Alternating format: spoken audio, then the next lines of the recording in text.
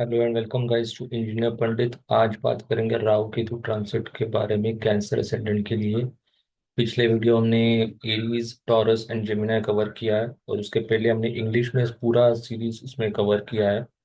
तो दो वीडियोस आप चेक कर सकते हो जिनको इंग्लिश में चाहिए। हमारा इंग्लिश वाला एक और चैनल हम डालने वाले हैं विच इज़ फॉर स्पेसिफिकली जिनको हिंदी समझने में प्रॉब्लम होती है। तो let's start with cancer ascendant today for Rahu Ketu transit. For cancer ascendant let's start from number 4। 4 number से शुरू करके आगे बढ़ते हैं।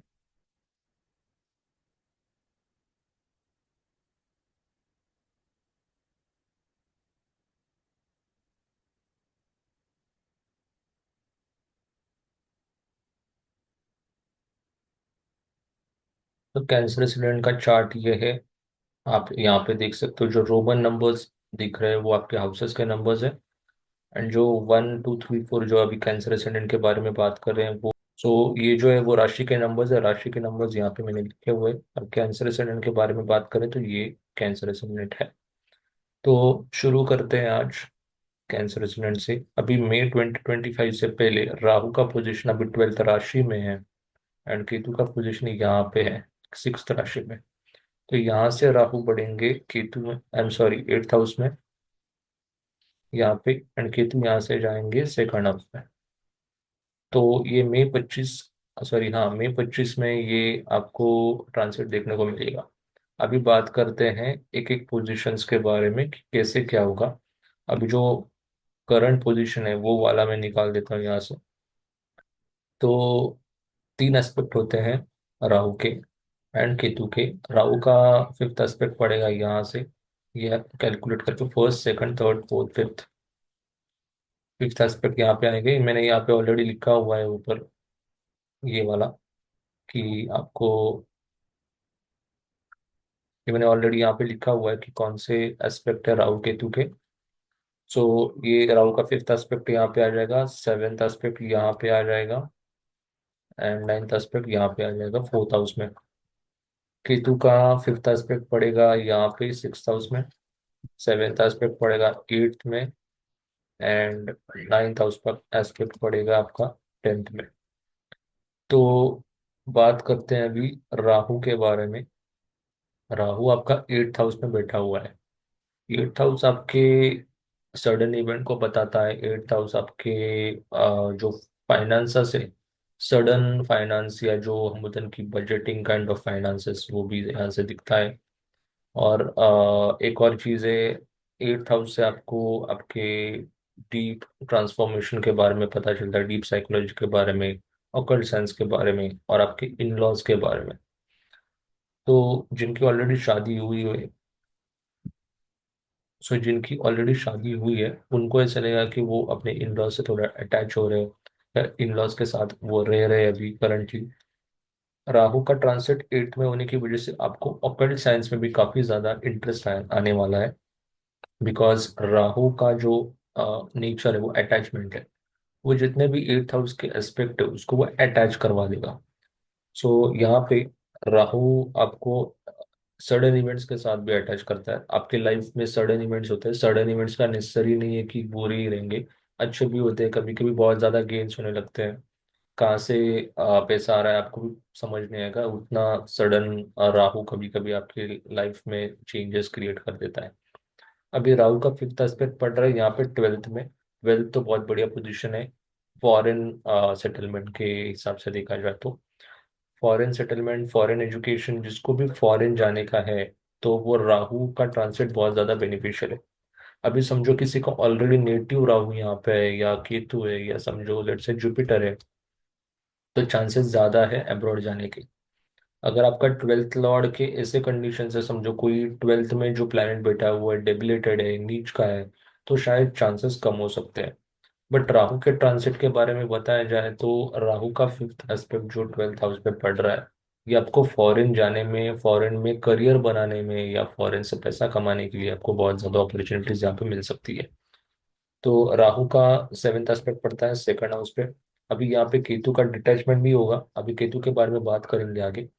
राहु का यहाँ पे पोजीशन ऐसा है कि आपको कहीं ना कहीं रिस्पॉन्सिबल भी फील करेगा अंदर से कि मुझे पैसा कमाना जरूरी है, instead of more going into the spirituality part because of Ketu. यहाँ पे आप फॉरेन सेटलमेंट तो मिल ही रहा है राहु के फिफ्थ एस्पेक्ट से, तो आपको पैसा भी फॉरेन सेटलमेंट से अच्छा खासा आ सकता है क्योंकि राहु खुद एक फॉरेन प्लैनेट है। तो आपको फॉरेन से पैसा आना, फॉरेन जाके आपको पैसा कमाना, यहाँ पे सेकंड हाउस वाला राहु आपको अपॉर्चुनिटी दे सकता है। राहु का नाइन्थ एस्पेक्ट पड़ रहा है यहाँ पे, जो है आपका टेंथ हाउस में। टेंथ हाउस सॉरी आप फोर्थ हाउस में।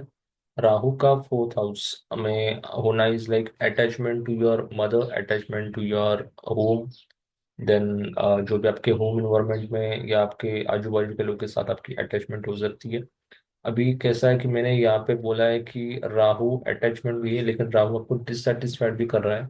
राहु आपको ये राहु जो पोजीशन है फोर्थ हाउस पे, वो आपको घर से दूर भी भेज सकता है काम की वजह से, जैसे मैंने ऑलरेडी यहाँ पे बोला है कि आपको घर के बाहर जाना पड़ सकता है, और करियर अपॉर्चुनिटीज।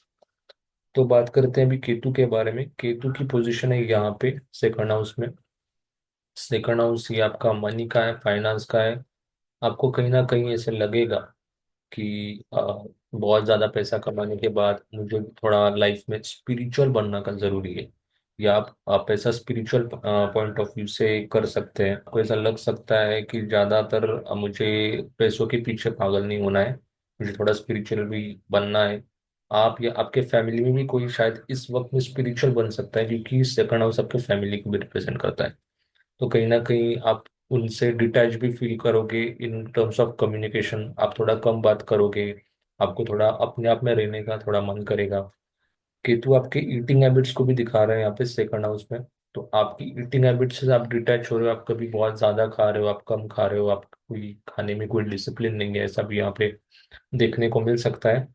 एक और चीज है केतु इन सेकंड हाउस में, आपको यहाँ पे शायद मॉनेटरी गेन्स हो सकते हैं अगर आप अपने आप पे खर्चा करो, अपने फैमिली पे खर्चा करो। अब खर्चा नेसेसरी नहीं है कि आपको ब्लाइंडली पैसा उड़ाना है, आपको यहाँ पे बजटिंग करके साथ ज्यादा आपको कंजूस भी नहीं होना है, ज्यादा आपको पैसे भी नहीं उड़ाने, आपको बीच में प्रॉपरली बैलेंस करके आपको देखना है कि आप कैसे अपने आप पे स्पेंड कर सकते हो। इस केतु के ट्रांसिट में अगर आपका ऑलरेडी यहाँ पे केतु है सेकंड हाउस में, नेटिव वाला केतु है, तो आपको सिंपल रेमेडी यही है कि आप कभी भी अपने पैसों के लिए कंजूस मत बनो, ज्यादातर उसको अपने आप पे या नहीं तो अपने फैमिली पे स्पेंड करो। ये एक्चुअली आपको मॉनेटरी गेन्स देने में ज्यादा बेनिफिशियल भी होता है। तो केतु का फिफ्थ एस्पेक्ट आएगा यहाँ पे सिक्स में। सिक्स आपका डिजीजेस का हाउस है, आपके एनिमीज का हाउस है, आपके डेब्ट का है, आपके कोर्ट कचहरी का है। तो केतु यहाँ से आपको डिटैच करेगा। आप डिटैच करेगा मतलब केतु जब सिक्स में होता है तो उनको ज्यादातर स्टमक रिलेटेड इश्यूज होता है, डाइजेशन में कुछ इशू हो रहा है, नहीं तो एसिडिटी में कुछ हो रहा है। तो यहाँ पे ये चीज देखने को मिल सकती है। केतु को यहाँ पे सिंपल चीज है कि आपको डिसिप्लिन पे ध्यान देना है, क्योंकि सिक्स हाउस जो है वो डिसिप्लिन के बारे में बात करता है। सिक्स हाउस आपका सोशल सर्विस के बारे में भी बात करता है। तो अगर आप सोशल सर्विस कर रहे हो मंदिर में जाके, क्योंकि केतु आपका स्पिरिचुअल प्लैनेट है, या स्पिरिचुअल जगह पे जाके टूरिस्ट की या लोगों की हेल्प कर रहे हो, तो भी आपको ये केतु का पोजीशन को, मतलब जो डाइजेस्टिव इश्यूज का जो भी प्रॉब्लम दे रहा है, केतु का भी इन जनरल भी कोई है कि कोर्ट कचहरी में चीजें अटकी पड़ी है, तो ये आप इस हिसाब से सोशल सर्विस करके आप आगे लेके जा सकते हो चीजों को। अभी केतु का एस्पेक्ट पड़ रहा है यहाँ पे एट पे।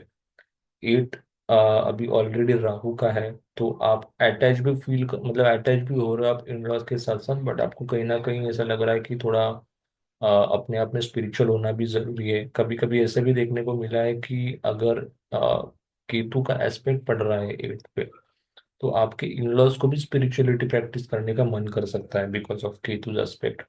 एक और चीज है यहाँ पे केतु का नाइन्थ एस्पेक्ट पड़ रहा है टेंथ पे, ये थोड़ा 50-50 पोजिशन बोलूंगा, बुरा भी नहीं और अच्छा भी नहीं है। क्योंकि बुरा इसलिए नहीं है क्योंकि केतु स्पिरिचुअल प्लैनेट है, आपको कर्म करने का मन नहीं करेगा, बट आपको स्पिरिचुअल बनने का मन कर सकता है। कर्म का घर होने की वजह से टेंथ हाउस आपको कभी बहुत ज्यादा हार्डवर्क करने का मन करेगा, नहीं तो आपको ऐसा लगेगा कि आज कुछ नहीं करना है, सिर्फ प्रोक्रेस्टिनेशन करेगा, करने का मन करेगा। तो ये सारी चीज है अबाउट कैंसर असेंडेंट। तो राहु केतु का हमने ऑलरेडी इंग्लिश में भी कवर किया, अभी हिंदी में भी हम कवर कर रहे हैं। नेक्स्ट असेंडेंट पे बात करेंगे लियो असेंडेंट के बारे में।